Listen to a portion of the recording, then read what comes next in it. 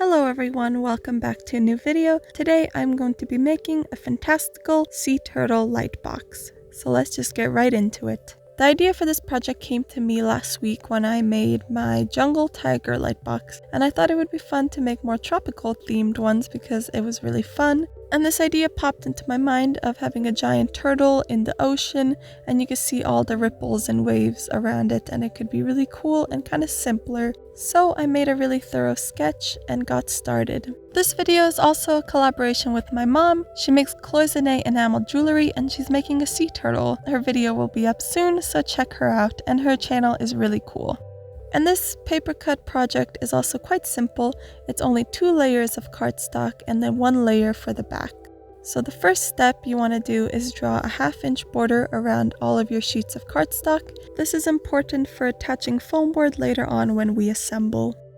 The first layer I'm working on is the turtle, and the way that I made this turtle is by kind of copying my sketch. I drew a line down the center of the page where I wanted the turtle to go, and then I took my sketch and I traced half of the turtle shell and body onto a piece of paper, and then I can trace that onto the actual layer that I'm going to cut, and I flip this piece over to trace the other half so it's perfectly symmetrical. I don't know if I explained that very well, but you can see visually how I'm doing it. I made the turtle's fins touch the top and bottom of this layer just for some extra stability. This layer won't just be the turtle, it will have the water around it, so it will hold itself in place, but I just wanted that extra little support.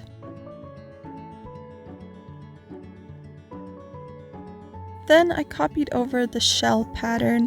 I used a ruler and measured everything to make sure it was symmetrical and looked good.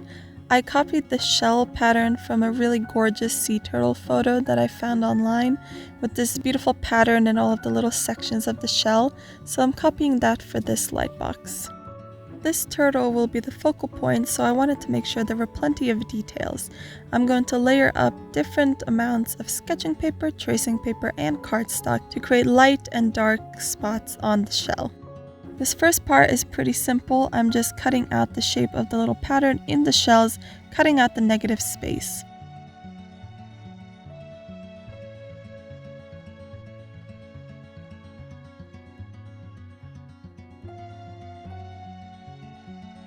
After I finished cutting that out, I got a sheet of sketching paper, cut it to the shape and size of the turtle shell, and glued it over the back to cover up the blank space. I decided to add a 3rd layer of sketching paper to add more dimension, so I cut little bubbly shapes out of this sketching paper, as you can see, and then I will cover this hole again with another layer of sketching paper, so it'll layer up and create some more darkness. I also cut out the silhouette shape of the whole turtle at this point.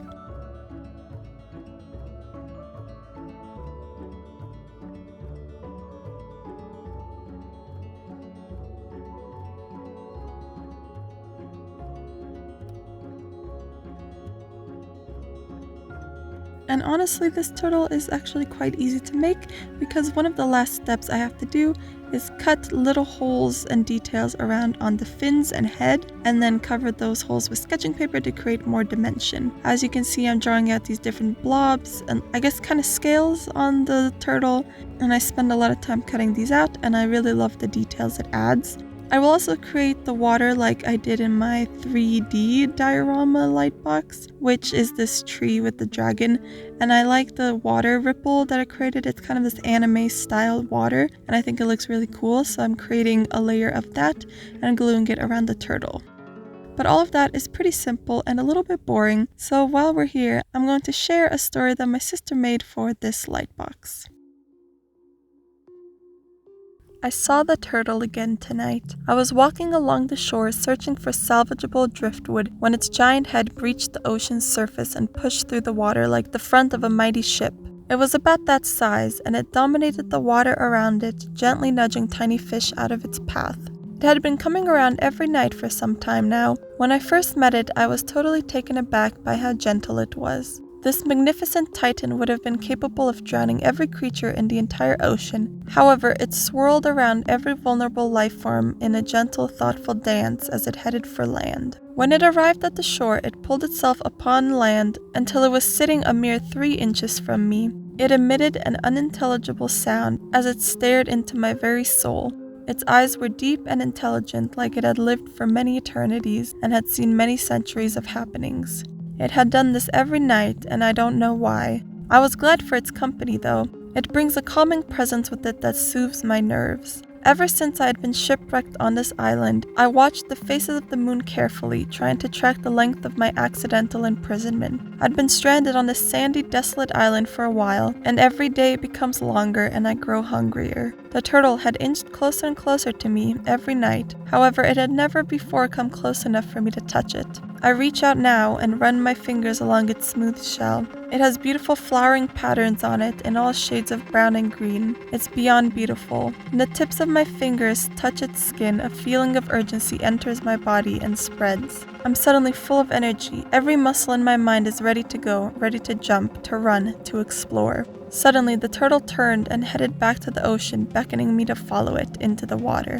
When it had swam about 6 feet out to sea, it turned its head back towards me to see if I was coming. When it realized that I was not even trying to swim out, it started to panic. It thrashed in the shallow water close to shore, and then when it realized that I could not follow, it swam away in a disturbed manner. With my body refreshed, I became oblivious to the fact that the turtle was trying to communicate. I stared after it as it disappeared in the cool water.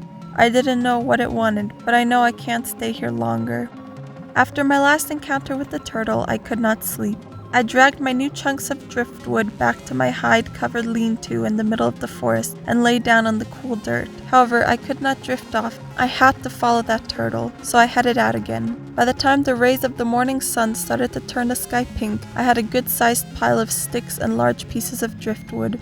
As I looked over my stash, I was praying to myself that what I had gathered would be enough to build a small raft. My urgency started to build. A few days ago, I had heard some rustling in the trees, and today, while gathering wood, I saw a few bloodstains in the dirt. There is something out there. I worked hard all day. I did not even stop when the burning rays of the noon sun beat down on me. By what I would guess was the late afternoon, by the placement of the sun in the sky, I had completed my task. I had managed to construct a small raft from clumps of mud and sticks I had collected. I stood back to admire my work when suddenly my stomach growled and I became aware of how hungry I was. Leaving my raft on the beach, I headed off in search of food. It was then that I made the most disturbing discovery. I had entered the forest because I had seen some fat rabbits hopping amongst the vegetation, so I had set a snare. I went to check it now. As I neared it, I could tell something was wrong. Starting about 10 feet from me, a path of bright red streaks of blood led off towards the center of the forest.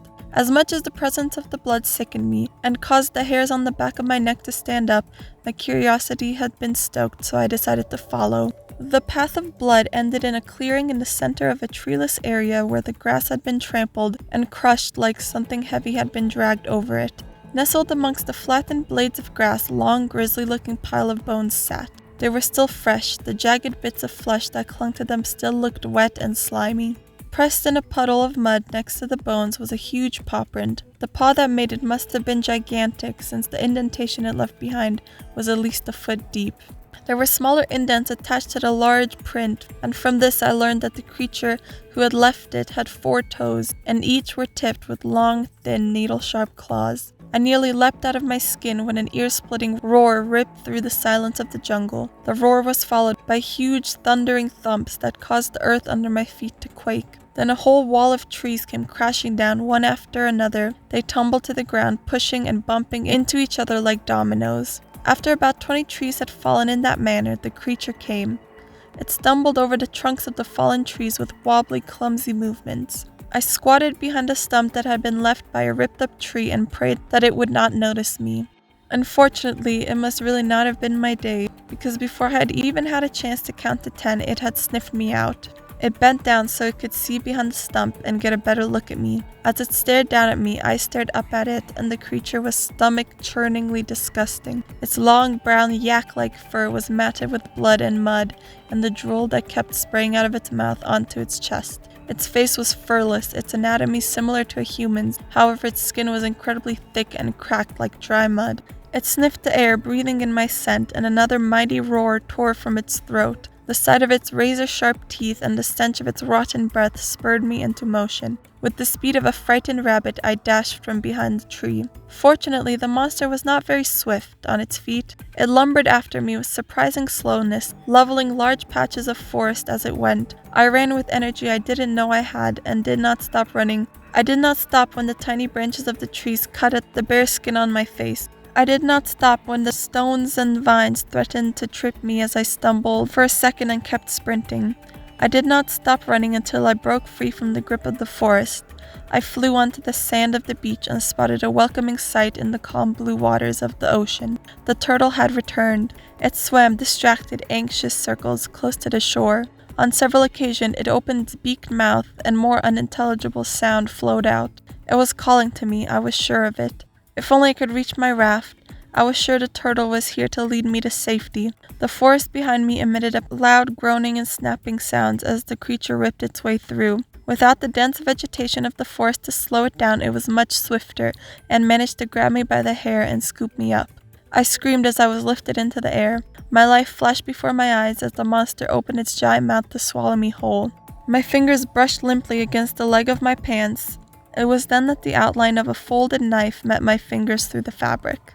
I struggled frantically to pull it free. Once I managed to wrench it free from the pocket, the switchblade snapped open with a flick of my wrist. I took a firm grip on the handle and proceeded to plunge the 7-inch blade repeatedly into the creature's face. The monster screamed as purple blood squirted and stained everywhere.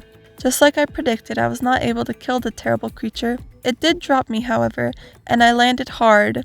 I heard my ankle snap from the force of the impact. However, adrenaline was still coursing strong through my body, so I did not feel a thing. I scrambled to find the raft and pull it into the water and jump on board. The turtle helped push me away from shore, away from the monster. I sat gasping for breath as we floated further and further away from the shore. A wave of relief washed over me as the turtle led me into the sunset. I was alive, and I was going home. So yeah, that was the story. I hope you guys enjoyed. I really liked this one. It's a little more bloody, but I think it's a good story. Now back to the video. The second layer of this Lightbox is going to be a layer under the surface of the water. I thought it would be cool to have a little something under there to look like coral or some rocks or just something that implies the ocean floor. So I cut these little bubbly shapes out of cardstock and glued them onto a sheet of sketching paper. This definitely took a little time and it was pretty intricate.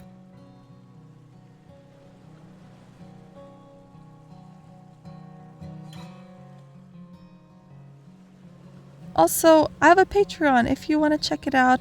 I don't have anything posted on there, but if you would like to send a little support over there, that would be great. I'll leave the link down below, you can check it out.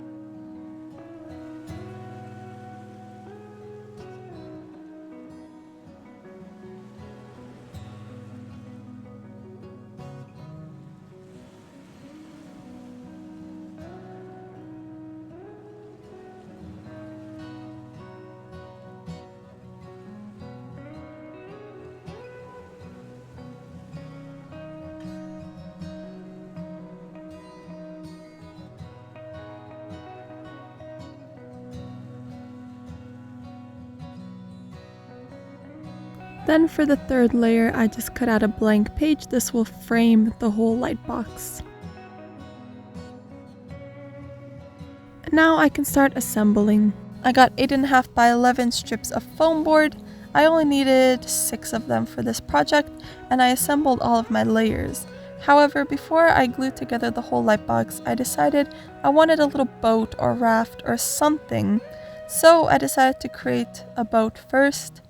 But it didn't really turn out well. It looked like a giant bottle or something, like a glass bottle, and I didn't think it looked great. So I retried and I made a little raft. And again, I used different sketching paper, tracing paper, cardstock to make it look a little bit different, glued it in place, and then I could glue together this Lightbox. And here's the finished product. I went for a green and yellow light. I struggled a little bit trying to figure out a color combo for this, but I think the green and yellow ended up looking nice. But yeah, let me know what you guys think. Overall, I'm really happy with this Lightbox. I love how the water ripples look. But yeah, that was it. If you enjoyed this video, please consider subscribing, check out my other videos, and I will see you next time. Bye!